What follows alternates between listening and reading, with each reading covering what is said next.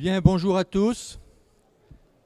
Très heureux de vous accueillir à cette deuxième édition du CEFIC, qui est le Salon des transitions environnementales. Et je dois d'abord excuser Madame Agnès Pannier-Runacher, ministre de la Transition écologique, ainsi que Monsieur Marc Ferracci, qui est le ministre de l'Industrie.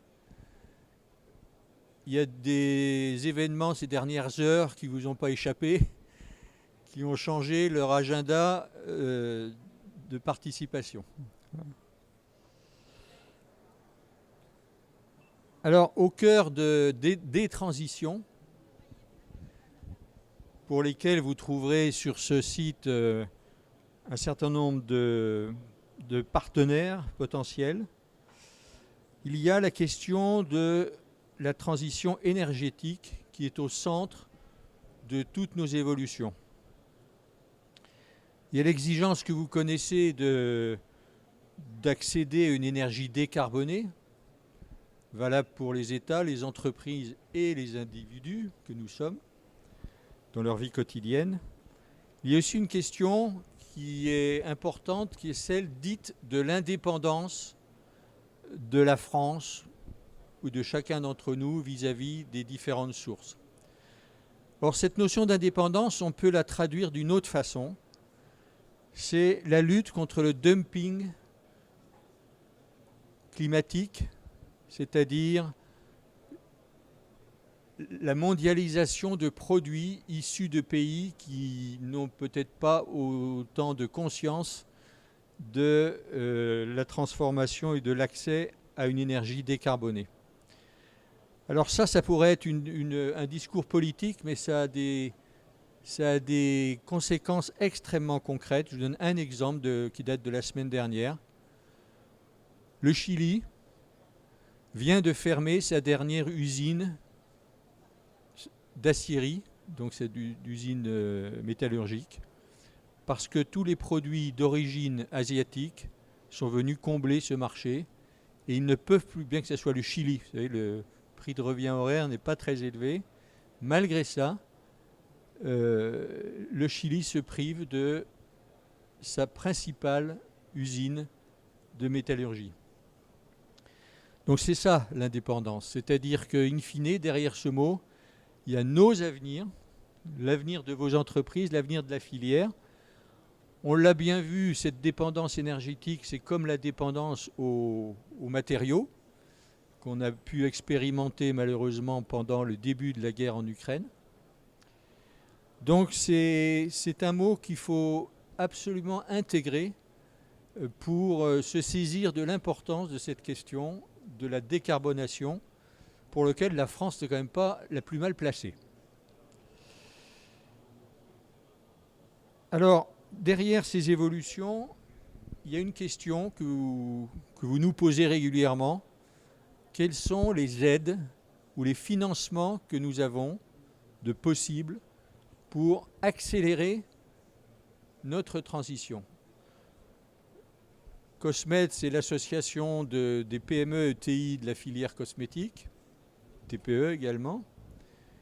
Et avec 1030 adhérents, on a à peu près le retour, l'ambiance de ce qui se passe dans les directions.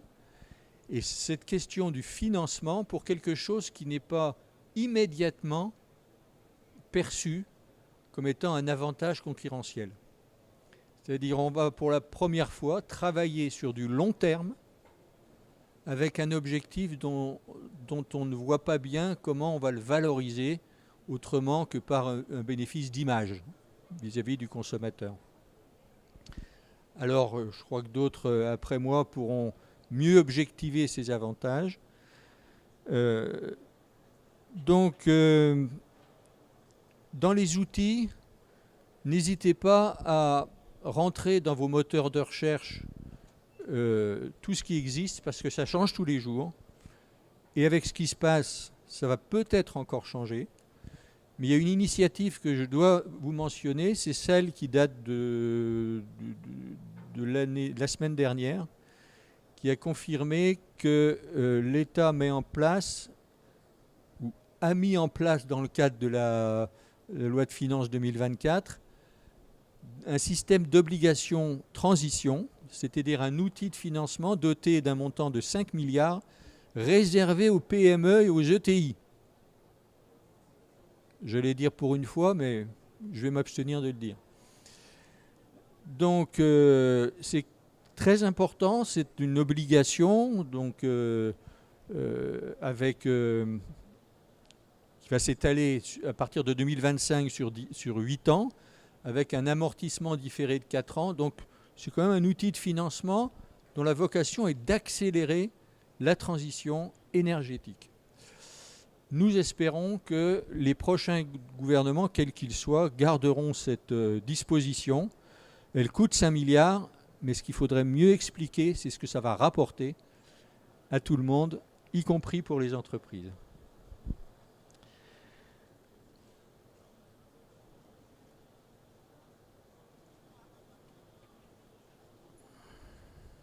Alors, pour comprendre et y agir plus efficacement dans cette question de la transition écologique, vous avez à votre disposition le livre blanc de la cosmétique, le livre blanc de la transition énergétique, que vous pourrez télécharger, que toute la filière pourra télécharger gratuitement. Et nous en avons édité quelques exemplaires premium, on va dire. Donc n'hésitez pas à communiquer ça à l'intérieur de vos entreprises et de vous l'approprier. Il représente des pistes d'action et des pistes de réflexion, parce que tout ce que nous allons engager, tout ce que les entrepreneurs vont engager le plus tôt possible, ça ne sera pas visible dans notre durée de vie. Autant le dire tout de suite, les résultats ne seront pas visibles, les résultats sur le climat ne seront pas visibles avant plusieurs générations.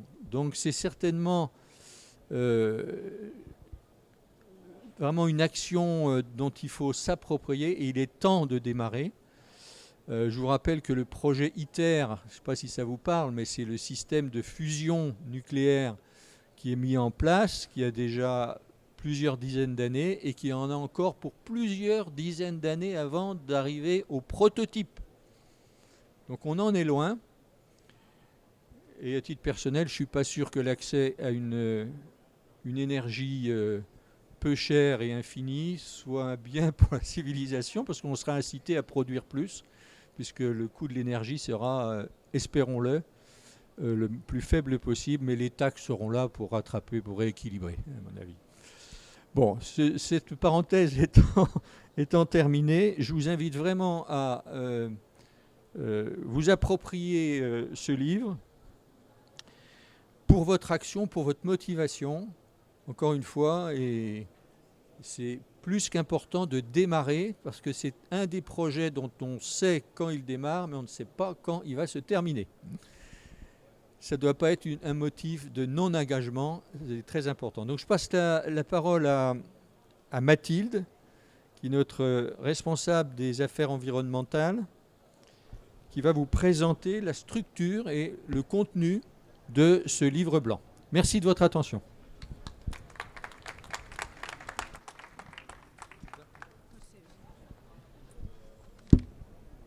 Merci Jean-Marc. Bonjour à toutes et à tous. Donc effectivement, comme l'a dit Jean-Marc, nous sommes ravis et fiers aujourd'hui de pouvoir vous présenter notre nouveau livre blanc énergie, qui s'avère être un document essentiel pour réussir votre transition énergétique. Il faut rappeler que ce livre blanc a été pensé et travaillé avec Madame Lepage et son équipe pour vous apporter des solutions concrètes face aux défis énergétiques actuels, notamment en tenant compte des évolutions réglementaires en Europe et en France. Alors si on aime bien rappeler chez Cosmed que la transition environnementale ne se résume pas à la transition énergétique, il est important pour vous, entreprises, de travailler à la réduction de votre empreinte carbone, tant pour vous inscrire dans les objectifs de neutralité, les objectifs d'ailleurs hautement ambitieux de neutralité carbone européens, mais aussi pour intégrer des solutions énergétiques innovantes pour assurer la durabilité de vos activités. Alors nous avons structuré ce livre blanc en deux grandes parties. Dans un premier temps, vous pourrez y trouver les évolutions économiques et réglementaires tant européennes que françaises. Et puis dans la seconde partie, nous vous proposons des applications concrètes de la transition énergétique dans la filière cosmétique. Alors dans la première partie, le livre blanc souligne plusieurs cadres réglementaires majeurs qui ont un impact sur la stratégie énergétique des entreprises. Notamment, y sont abordés le Green Deal avec, comme je vous l'ai dit, son ambition de neutralité carbone d'ici 2050 et la transformation de l'économie européenne. Également la directive RED 3 qui va imposer aux États une part de consommation d'énergie renouvelable de plus en plus importante. Donc de ce fait, une part aussi de consommation d'énergie renouvelable pour les entreprises de plus en plus importante.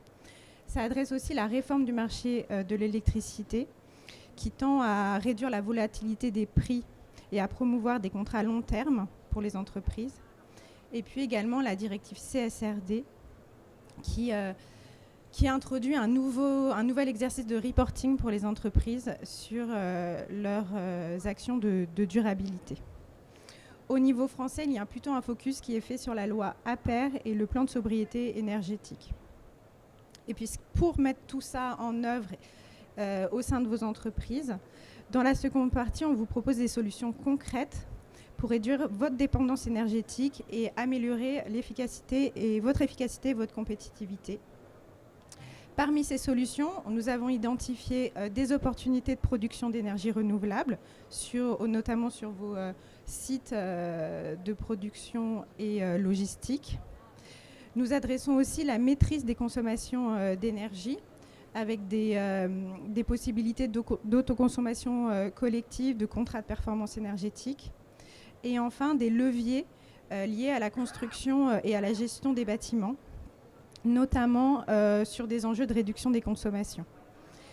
Donc nous sommes vraiment ravis aujourd'hui de vous mettre à disposition ce guide stratégique pour vous offrir des clés sur les défis énergétiques et environnementaux à travers des solutions pratiques et innovantes, avec des recommandations principales d'intégrer dès que possible la sobriété énergétique et d'investir dans les énergies renouvelables. Vous pourrez également retrouver au sein de ce livre blanc un certain nombre de témoignages de nos entreprises adhérentes qui ont déjà engagé certaines actions au niveau de la transition énergétique. Voilà, donc je vous invite soit à vous le procurer sur notre stand Cosmed, donc je vous le remontre, mais vous pouvez également le télécharger sur le site Cosmed. Et maintenant, j'ai le plaisir de passer la parole à Madame Lepage, qui va vraiment adresser le sujet de quel est l'intérêt aussi, au-delà de la performance économique, la durabilité de vos activités, l'intérêt d'adresser la transition énergétique. Merci beaucoup, Madame Guyader. Tout d'abord, je voudrais remercier Monsieur Giroux, Madame Guyader et plus généralement Cosmed de la confiance qu'ils m'ont témoignée en me demandant de les accompagner dans la réalisation de ce document qui me paraît particulièrement exemplaire de ce qu'une association professionnelle peut faire pour sa filière. Le sujet de l'énergie est évidemment... Sur la thématique l'acier sous toutes ses formes au service de vos projets, débute un zone de pitch Franci-Indus. Merci. Donc, je reprends. Le sujet de l'énergie est un sujet absolument central pour les entreprises, à de très nombreux égards. Et Madame Guyader vient de vous en dire quelques mots et Monsieur Giroux également. Pourquoi donc essayer de voir ce que ce sujet peut avoir comme impact pour les entreprises de la filière de la cosmétique? Tout d'abord, je voudrais revenir un instant sur le mot transition et redire ce que j'avais eu déjà le plaisir de dire l'année dernière à Lyon, c'est que pour moi, nous ne sommes pas rentrés dans une transition. Il faut se sortir ce mot de la tête. Nous sommes rentrés dans une grande transformation. Et cette transformation, elle est multicritère.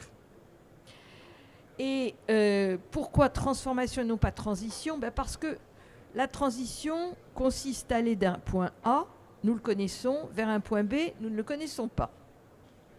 Monsieur Giroux rappelait tout à l'heure à juste titre que ce qui va nous arriver en termes de dérèglement climatique est écrit jusqu'à 2035. On ne peut rien y faire. C'est le résultat de ce qu'on a fait depuis 30 ou 40 ans. Ce que nous sommes en train d'essayer de faire maintenant, c'est pour après 2035 et pour après 2050. Autrement dit, est-ce qu'on est capable, 1, de réduire massivement nos émissions de gaz à effet de serre, 2, à partir de 2050, à passer vers un système, je vais employer un mot nouveau que vous n'avez peut-être pas encore entendu, qui est celui des émissions négatives. C'est-à-dire que l'on réfléchit aujourd'hui sur des technologies qui vont permettre non seulement d'être en neutralité carbone, ça c'est l'objectif de 2050, mais de rentrer dans un monde d'émissions négatives, c'est-à-dire retirant du carbone de l'atmosphère ou générant moins de carbone, enfin arrivant à stocker plus de carbone que l'on en génère, c'est-à-dire on est au-delà de la neutralité. Bon, ceci étant, pour le moment, soyons clairs, c'est des plans sur la comète, hein. Donc on ne sait pas quel est le point B. Ça, c'est la première observation. La deuxième observation, c'est que dans transition, il y a une donnée qui est liée à la durée. Quand vous êtes en transition, vous avez le temps. Vous avez le temps de changer, d'essayer, d'expérimenter pour arriver là où vous voulez arriver. Le seul problème, c'est qu'on n'a pas le temps. On n'a pas le temps parce que l'accélération du dérèglement climatique, j'ouvre une parenthèse, même si je suis catastrophée de voir qu'une part croissante de nos concitoyens devient climato-sceptique. Ils sont 31% quand même, c'est énorme, hein. Ils étaient 20% il y a 10 ans. Je ferme ma parenthèse. Nous n'avons pas le temps. Et s'y ajoute aujourd'hui, je dirais, une double contrainte supplémentaire, qui est celle de la compétitivité de l'industrie européenne, avec le rapport Draghi dont vous avez évidemment entendu parler, et qui est celui de la transformation géopolitique qui va quand même à une vitesse accélérée.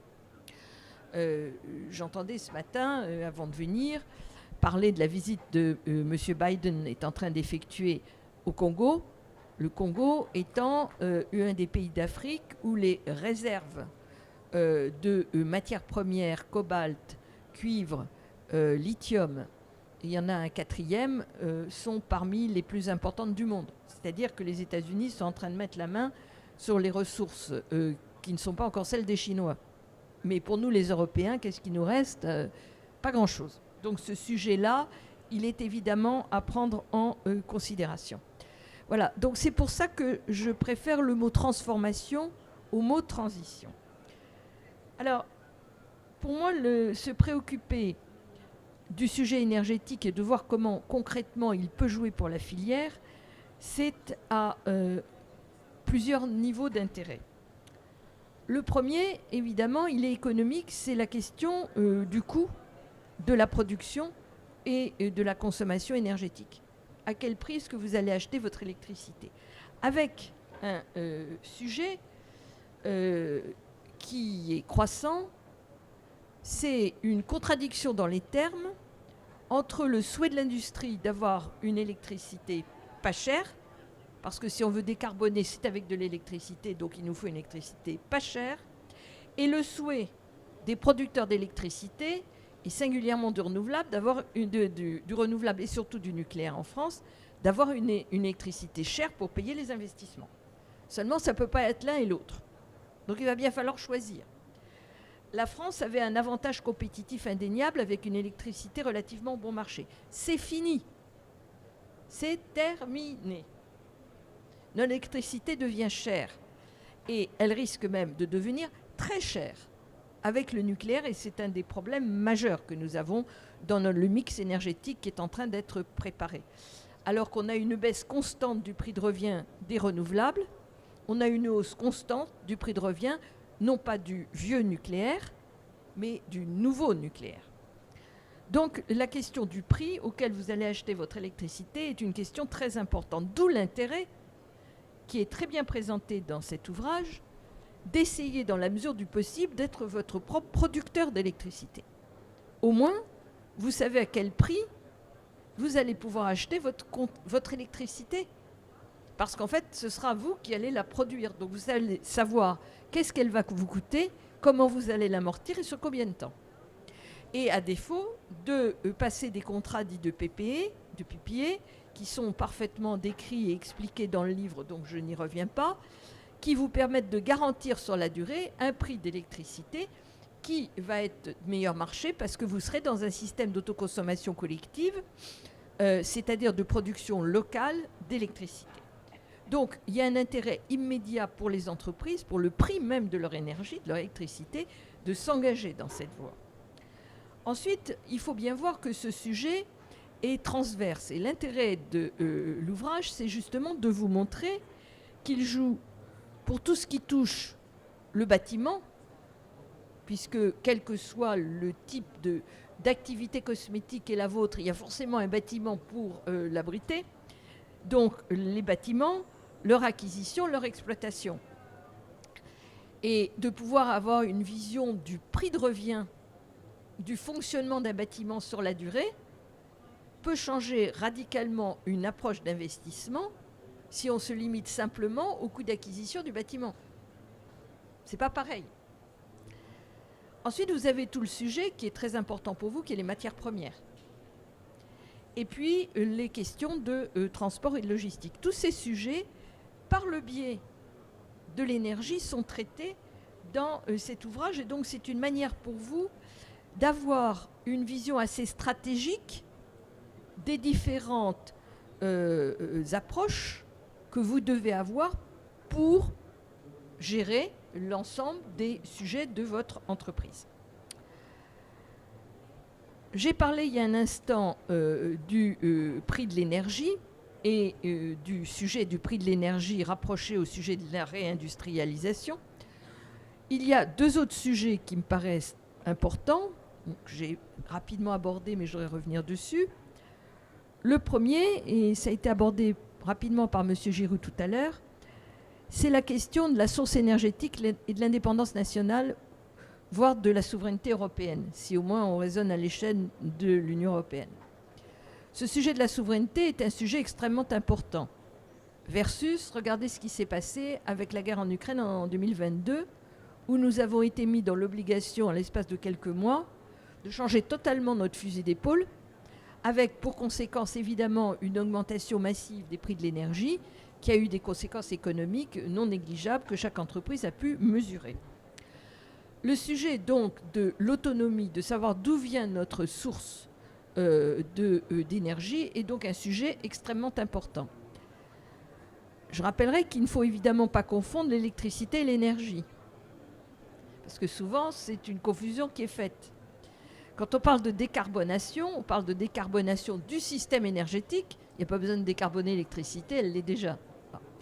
En principe. Parce qu'évidemment, si vous fabriquez votre électricité à partir du pétrole, vous n'êtes pas très décarboné. Mais si vous la fabriquez à partir de renouvelables ou de nucléaire, vous êtes décarboné.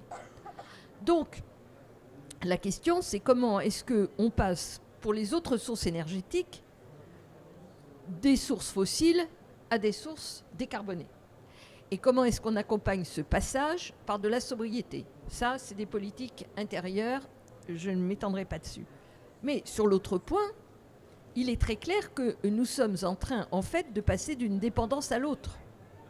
Notre dépendance actuelle, elle est évidemment aux producteurs de pétrole. Essentiellement les pays arabes, mais pas que. Il y a aussi l'Algérie pour le gaz. On voit les conséquences politiques que ça peut avoir. La Russie pour le gaz, parce qu'on continue à acheter du gaz russe, même en faisant des circonvolutions, mais c'est quand même le cas. Une partie de l'Afrique aussi. Donc, puis des pays d'Amérique du Sud. C'est plus lointain pour nous. Donc, on a une dépendance. Le passage aux renouvelables peut créer d'autres dépendances, notamment à l'égard de la Chine, qui d'une part est le grand producteur de l'éolien et du solaire, pour faire court, et d'autre part détient l'essentiel des matières premières nécessaires à la fabrication de ces nouveaux matériaux. En réalité, l'idéal serait que nous soyons capables de fabriquer ce dont nous avons besoin à partir du sable, c'est-à-dire du silicium et du fer.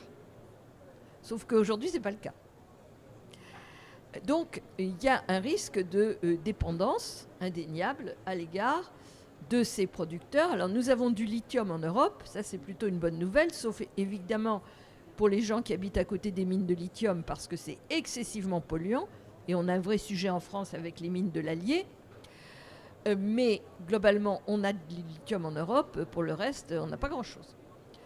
Et puis, il y a une autre dépendance qui est celle liée au nucléaire, parce que le nucléaire, ça fonctionne avec de l'uranium. L'uranium, il n'y en a pas chez nous, donc il faut aller le chercher ailleurs. Jusqu'à maintenant, on avait 3-4 sources différentes. Le Canada, on l'a toujours, ça fait 19% à peu près de l'alimentation.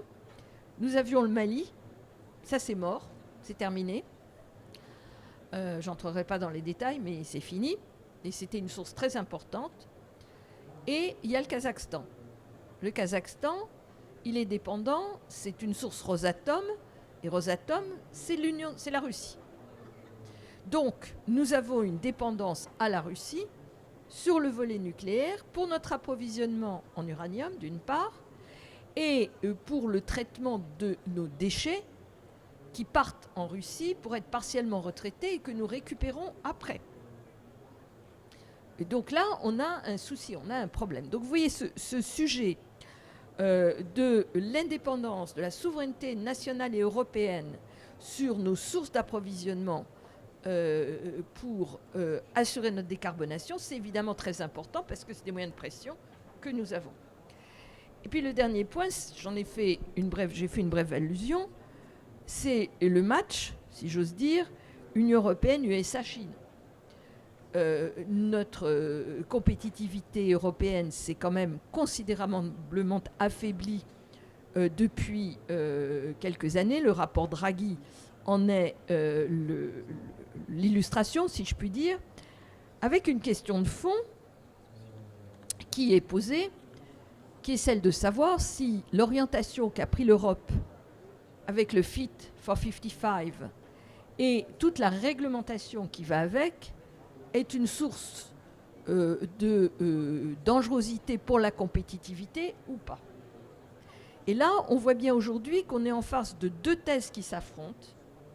Une thèse qui consiste à dire l'Europe se met des blocages partout, ce qui va l'empêcher d'assurer sa compétitivité économique, et un autre point de vue qui dit pas du tout, il y a une véritable opportunité pour l'Europe à continuer dans cette voie, parce qu'elle est peut-être un peu difficile maintenant, mais très vite, elle va se révéler une source d'opportunités économiques formidables dans un monde dans lequel l'accélération du dérèglement climatique et de la perte de ressources de matières premières va s'accélérer très vite. Et vous avez donc aujourd'hui, notamment sur un sujet sur lequel je vais venir maintenant, qui est tout le sujet auquel M. Giroud a fait une rapide allusion, c'est-à-dire CSRD, qui est donc la nouvelle comptabilité extra-financière pour les grands groupes, sur le point de savoir si c'est stop ou encore. Et quand je dis stop, c'est stop là où on en est, ou c'est stop, on fait marche arrière. Et vous avez vu qu'il y a beaucoup de débats autour de ces thématiques, avec des prises de position d'Impact France ou d'autres organisations qui disent pas du tout, il faut continuer, il faut accélérer. Et au contraire, une partie du monde patronal européen qui dit pas du tout, on est allé beaucoup trop loin. Voilà. Et ce sujet-là, il va être évidemment sur la table dans les mois qui viennent. Alors, ce sujet, le sujet énergétique, est évidemment au cœur, c'est pas le seul, hein, au cœur du sujet, je dirais RSE, CSRD, CS3D. Alors, RSE, c'est responsabilité sociale et environnementale. La CSRD, c'est donc ces nouvelles obligations de comptabilité extra-financière mises à la charge des plus grandes entreprises. Et la CS3D, c'est le devoir de vigilance à l'échelle européenne, sachant que nous avons déjà en France depuis 2017 un devoir de vigilance qui s'applique aux entreprises de plus de 5000 salariés. Vous allez me dire, tous ces textes-là, c'est pas pour les PME et c'est pas pour beaucoup de TI. Ouais, non, c'est pas vrai. C'est pas vrai, je vais vous expliquer pourquoi. c'est qu'en réalité, si effectivement ce sont les grandes entreprises qui sont visées par ces textes, les obligations qui sont créées à leur encontre visent ce que l'on appelle la chaîne de valeur. C'est-à-dire qu'il suffit qu'il y ait dans cette chaîne de valeur, sans que le rang de l'entreprise concernée soit fixé. Donc ça peut être le sous-traitant immédiat, mais ça peut être le rang 2, le rang 3, le rang 4, le rang 5. Peu importe. La question posée est celle de savoir si l'impact carbone, globalement, et l'impact biodiversité, plus la manière de régler les droits humains de cette entreprise, a un impact ou non sur le donneur d'ordre. Parce que le donneur d'ordre, lui, dans son méthodologie des risques qu'il va établir, risques réels et risques éventuels, dans le plan de transition qu'il va devoir présenter pour son bilan carbone et l'évolution que va connaître ce bilan carbone, dans les actions d'amélioration qu'il va devoir mettre en œuvre, il va devoir justifier qu'il connaît et qu'il a pris en compte toute sa chaîne de valeur amont. Et pour la CSRD et la CS3D, une petite partie de la chaîne aval, c'est-à-dire le transport et les déchets. Donc, ce n'est pas parce que vous êtes une entreprise de 50 salariés que vous n'êtes pas du tout intéressé par ce que je suis en train de raconter. Si vous travaillez pour un grand donneur d'ordre, vous êtes intéressé. Alors, vous pouvez me dire, oui, c'est vrai, mais finalement, on ne sait pas très bien à quelle sauce on va être mangé. Ça, c'est pas faux. C'est pas faux parce qu'effectivement, il y a des signaux qui ont été donnés par la France et par l'Allemagne, qui pour une fois sont d'accord sur ce point, pour revoir la CSRD. Madame von der Leyen a annoncé un omnibus de mesures qui devrait intervenir au début de l'année 2025 pour simplifier les règles existantes en matière de taxonomie ou taxonomie, comme vous voudrez, en matière de CSRD, en matière de CS3D. Et une commande a été passée à l'EFRAG. L'EFRAG, c'est l'organisme européen qui est chargé de fixer les normes selon lesquelles doit être élaborée la CSRD. L'EFRAG, la Commission lui a demandé de réduire de 25% la charge administrative pour les grandes entreprises et de 50% pour les PME cotées qui seront soumises à la CSRD à partir de 2027 ou 2028. Sachant qu'il n'est pas possible de demander à une PME non cotée plus que ce qu'on va demander à une PME cotée. Donc en fait, les obligations de la PME cotée vont déterminer l'enveloppe des obligations pour la PME non cotée dans la chaîne de valeur dont je viens de parler. Et signe des temps, si je puis dire, un texte qui est sorti il y a 2 jours, je crois. Je veux dire la date de 29 novembre, hier, 3 jours, de l'EFRAG traduit cette transformation. Il existe dans le système européen quelque chose d'assez original qui s'appelle la double matérialité. Donc vous avez peut-être entendu parler et que le document vous explique fort bien. C'est quoi la double matérialité ? C'est de se poser la question de l'impact dans les 2 sens. Quel impact le climat ou le carbone ou la biodiversité a sur mon activité ? Ça, c'est une chose. Et deuxièmement, quel impact mon activité a sur ces sujets ? La première question étant posée non pas de manière physique, mais de manière financière. Autrement dit, est-ce que ma dépendance, par exemple, aux fossiles, risque d'avoir un impact financier sur mon fonctionnement ? Donc cette double matérialité, c'est très intéressant, et je dirais que la matérialité non financière est probablement, à mes yeux, la plus intéressante parce que c'est celle qui permet la meilleure opportunité de réflexion pour l'entreprise en termes stratégiques. Si vous ne vous posez pas la question... Mesdames, Messieurs, la conférence sur la biodiversité, l'agriculture biologique change la donne débute à l'espace conférence CEFI. Merci. Voilà. Donc, c'est chez nous ou c'est là ? Donc, il faut que j'accélère. Donc, je vais accélérer. Donc, si vous voulez, c'est très intéressant parce que le plus grand intérêt de tout ça pour les entreprises, c'est de ne pas considérer que ce qu'on demande, c'est du reporting bête et méchant. Ça intéresse franchement personne, et vous avez raison de dire que ce n'est pas intéressant. Ce qui est intéressant, c'est la réflexion stratégique que ça vous donne. Parce que même si un chef d'entreprise, il a le nez dans son guidon, ce qui l'intéresse quand même, c'est la pérennité de sa boîte. Et la pérennité de sa boîte, elle passe par une réflexion stratégique sur le moyen terme qu'il est bien obligé d'avoir. Parce que s'il ne l'a pas, il va se casser la figure. Pas dans les 6 mois qui viennent, mais dans les 5 ans qui viennent. Donc, tout ce qu'on est en train de dire sur ce sujet a en fait un objectif. C'est obliger les chefs d'entreprise à avoir une réflexion stratégique. C'est-à-dire que c'est au niveau de la gouvernance que ça se fait. C'est pas au niveau de la direction communication de la boîte. C'est même pas au niveau, je dirais, de la direction financière. C'est au niveau du COMEX et du patron que ça se fait. Et donc, je termine. Qu'est-ce qu'il y a eu il y a 2 jours ? Eh bien, il y a eu un document qui est sorti de l'EFRAG qui propose pour les PME un système sans double matérialité. C'est-à-dire que l'aspect stratégique a sauté et il n'y a plus, comme aux États-Unis, que l'aspect financier. Je trouve que c'est extrêmement dommage. Et en plus, c'est idiot, parce que de toute façon, il faudra le faire. Quelle est l'entreprise qui ne va pas se demander quelle est l'évolution de son propre bilan carbone et comment elle va s'améliorer ? Je n'en vois pas. Et dans la mesure où, de toute façon, pour les grands groupes, l'obligation demeure, ça veut dire quoi ? Ça veut dire qu'une entreprise qui dira « moi, je mets ça de côté », elle n'aura plus de contrat. Entre une entreprise qui permet à un grand groupe de dire « moi, je suis bon sur toute ma chaîne de valeur » et une entreprise qui ne le permet pas, il n'y a pas besoin d'être grand clair pour savoir quel est le choix qui sera fait. Voilà, je vais m'arrêter là parce que je pense qu'on a épuisé notre temps s'il y a une autre conférence qui va commencer. J'espère vous avoir convaincu de l'intérêt et de la qualité du travail qui a été fait par le COSMED et du fait que même si c'est peut-être un peu lourd, si c'est un peu, je vais employer un mot trivial, casse-pied, de se lancer dans ce type de travail, c'est absolument indispensable pour la pérennité de vos entreprises. Merci.